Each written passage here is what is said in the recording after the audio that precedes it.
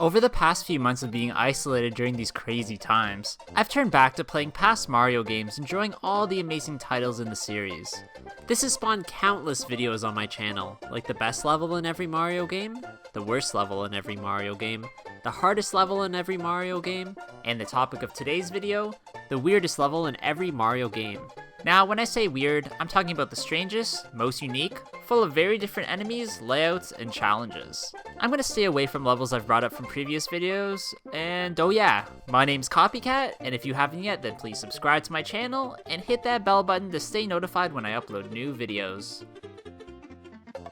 Super Mario Bros. For the NES is probably the most vanilla game in the series, as it's the original of course, but it still has a few weird levels. The one that sticks out the most to me is World 2-3, as this is technically a sky level, but has a horde of flying Cheep Cheeps. This is weird as there's no water present in this level at all, and to this point in the game there wasn't any indication that Cheep Cheeps could jump or fly like this. Now, like I said, in comparison to other games in the series, this isn't too weird, but it does stick out in my memory at least. Now on the flip side, Super Mario Bros. 2 is probably the weirdest game in the series, featuring many unique enemies, level types, and items that don't ever reappear in future Mario games. That's partially due to the fact that the Japanese version of this game wasn't a Mario title at all, and was reskinned for North American audiences from something called Yumi Kojo Doki Doki Panic. It's kinda cool because Nintendo even acknowledges this, and at the end of the game it shows that the entire series of events were actually just one dream that Mario was having. Either way, I'd have to say the weirdest level in this one has to be World 4-2. You could also refer to this as the whale level, as that's the weird feature that actually sticks out here the most. That's mainly because you can ride the water that spouts out of the whales as platforms, and at the end of the level, you also have to ride the incredibly weird Autobomb across the spike path to reach the Birdo mini-boss. The weirdness of this game is really the main reason why I love it. Probably the most memorable game for me in the series, Super Mario Bros. 3 is home to a bunch of very weird levels, including one of my favorite weirdo enemies of all time. That's the giant Cheep Cheep Mama Big Bertha, who makes her debut in World 3-3. This stage also has the unique feature of the water level rising and lowering, making it that much stranger, let alone a giant angry fish flying towards you. Also, did you know the term Big Bertha was actually the nickname given to a locomotive train from Worcestershire, England, made just after World War I? The first Mario game for a handheld console, Super Mario Land, had one very out of place level in World 2-3. That's because it's an underwater stage that requires Mario to use a submarine instead of his usual swimming techniques. This probably had something to do with the restraints Nintendo had with early development on the Game Boy system, but at least they tried their best with what they had. Leave your thoughts in the comments below on whether or not you want Mario to enter a submarine again. And yes, I know Yoshi turns into a submarine in the Yoshi Island games, but that's Yoshi's issue and not Mario's. The thing that sets Super Mario World apart from all previous entries in the series is how different it is. This is apparent as there's a massive amount of secret levels that are accessed through hidden exits in specific stages. One of these secret levels, which is also the weirdest in this game, is Soda Lake. There's a specific reason why I picked this level in particular, and that's because it contains an enemy that is never seen again in this game, the Torpedo Ted. This underwater bullet bill zooms towards Mario at incredible speeds and can't be defeated with fireballs, making the stage that much more difficult. What's even weirder about it is that it looks like Mickey Mouse is the one releasing them.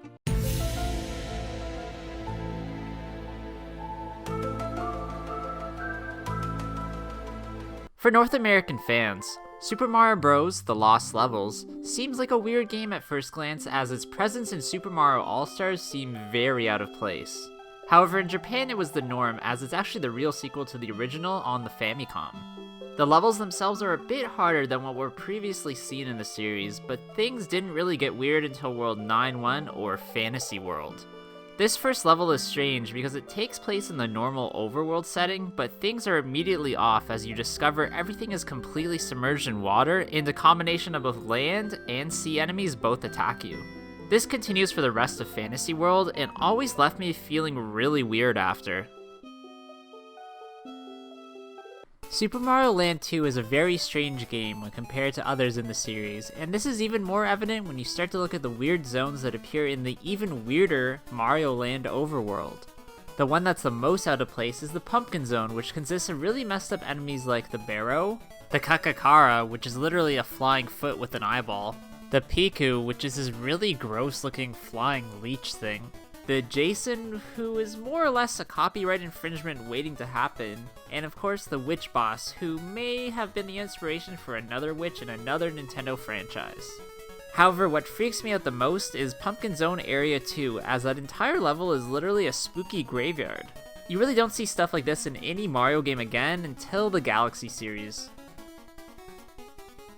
Super Mario 64 was the very first 3D game in the series, and is full of extremely memorable courses that I still love to play through to this day. The one that always felt the weirdest to me was Tiny Huge Island, as it allowed you to enter one of two paintings which would drastically change the level. If you haven't guessed, one painting leads to a course where Mario was tiny and the enemies are huge, and the other to a world where Mario is huge and the enemies are tiny. There's also a pipe that connects the level together that you need to use to collect certain stars. The mechanics behind this are just weird in itself, and I feel like this isn't as fleshed out as it could have been. I hope in the future Nintendo revisits this idea of traveling between tiny and huge worlds, which would definitely be a good idea for a Super Mario Odyssey sequel. I could literally pick any level from Super Mario Sunshine, as they are all definitely considered weird and out of place in this franchise, due to mostly being designed around the flood. So I did have a bit of trouble picking one from this game, but after a bit of deliberation, I'd have to go with Pinna Park. This is especially because of the Mecha Bowser boss battle, where you have to ride a roller coaster, and on top of that come across really random missiles on the track, which doesn't really make a lot of sense, but at least it's a ton of fun. I've recently played through New Super Mario Bros. DS since I've had a lot of free time, and I can definitely say the level I felt was the weirdest is World 6A. That's because this stage has a few giant sand tornadoes that Mario can use to spin up in the air. The artwork of these tornadoes look very strange and almost lazily done, and on top of that, this stage not only has one Lakitu, but two that attack you with their spinies. Now, to be honest, this game doesn't have too many weird levels, but this one definitely takes the cake. One of the most unique ideas Nintendo has ever had for a game, Super Mario Galaxy had several very strange levels, but none could top the absolutely morbid challenge in the Ghostly Galaxy titled Purple Coins in the Bone Pen.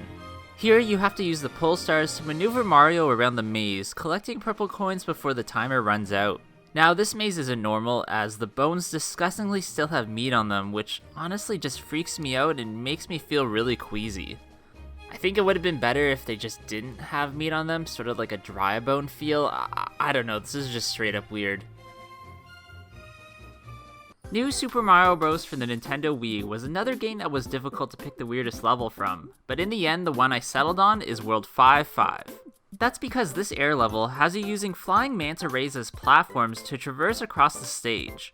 These usually water-bound creatures apparently don't follow any natural laws of physics and swim through the air as if that was their habitat. I mean, couldn't Nintendo have just used giant birds, or is that not interesting enough? One game I'm going to add to my list in this video is Super Paper Mario, as it holds one of my favorite weirdest levels of all time, World of Nothing. This game is already weird enough, as it combines aspects of Super Mario and Paper Mario titles, but this level literally lives up to its name. Here, everything is black and white, and you won't find a single platform to jump on. The only enemy you'll face here is the robot creation of Mr. L called Brobot, who is actually just a brainwashed Luigi. I told you this game is weird, underrated, and has almost been forgotten by Mario fans. For Super Mario Galaxy 2, I picked the Shiverburn Galaxy as the weirdest, not only because it combines aspects of lava levels with ice levels, but because it contains the strangest Easter egg in any Mario game. These are the set of watchers following your every move that the community has dubbed the Hell Valley Sky Trees.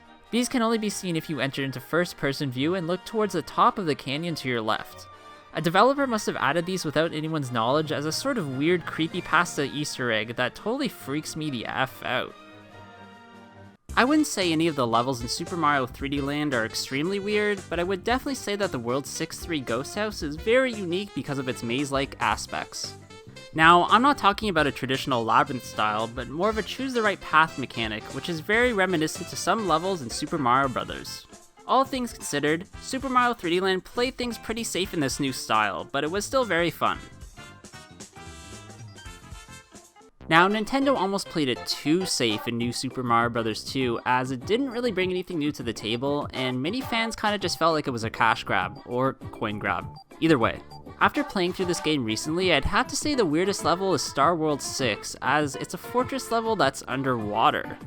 This only appears one other time in another title, which is Vanilla Fortress in Super Mario World, and this level plays very similarly to that. Now, if you guys think there's a weirder level in this game that I may have missed, even though I did just play through it, just let me know in the comments below. New Super Mario Bros. U is almost the complete opposite of New Super Mario Bros. 2, as it's the game that holds the widest variety of unique levels over its 9 worlds and challenge modes. I had about 10 levels written down, and I had to pick just one, so I decided to go with World 5, Soda Jungle 1, titled Jungle of the Giants. This level contains, if you haven't guessed, giant enemies like Big Goombas, Big Koopa Troopas, and Big Piranha Plants. Smaller enemies can also spawn from giant Goombas if you jump on the bigger ones. That may explain how Goombas are born? Maybe? Super Mario 3D World is another game in this series that's absolutely full of incredibly unique and weird levels, but if I had to just pick one, I'd have to go with World 3-6, otherwise known as Mount Mustache. Get it? Mustache? Mustache? Anyways. This is a direct homage to Super Mario Kart, as the aesthetic of the course looks exactly like the Mario circuit tracks from that game. Of course, there are no carts here, so the characters have to rely on dash panels to go faster and jump panels to avoid enemies. This level is fun, creative, and definitely one of the weirdest in this video. It's pretty easy to choose the weirdest level in Super Mario Odyssey, as it's the only one that's completely out of place, the Moon Kingdom. Here there's a lot less gravity, so Mario can jump way higher and much farther. What's also weird here is that there's a giant steampunk looking octopus that looks a bit like the bad guy from the G.I. Joe movies, but nevertheless, it definitely looks like it doesn't belong. Alright, so that's going to be it for today's video, guys. I really hope you did enjoy this one. If you did, please leave a like, comment below if you have any future ideas for me to make videos of, and of course subscribe to my channel. Also, I will be starting a second channel about Pokemon card openings, or just, some kind of unboxing openings in general, so I'm going to leave a link to that in the description below. Also, if you haven't yet, please check out my Instagram at Copycat Gamer, where I upload some cool clips and, some items from my collection that you won't see anywhere else. Hope you guys all have a good day, and I'll see you all in the next one. Bye!